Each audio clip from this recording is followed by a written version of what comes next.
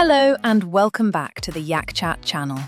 In today's video, I'll show you how to view your Microsoft Entra ID contacts right inside YakChat. To get started, open the YakChat app and head over to the Contacts window. You can find it by clicking on the drop-down menu and selecting Contacts. Once you're there, click on the Entra ID tab. This is where all your Entra ID contacts will appear. Need to find someone quickly? Just type their name into the search bar and they'll pop right up. If you want to send a message to an Entra ID contact, simply select their name and click Message in the right-hand panel. You can also add an Entra ID contact directly into a conversation. To do that, return to the chat window using the drop-down menu.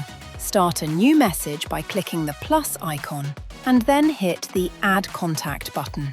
From there, use the pull-down menu and select Entra ID, then select who you want to include. And that's it.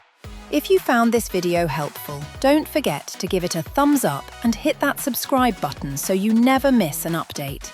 Thanks for watching, and we'll see you in the next one.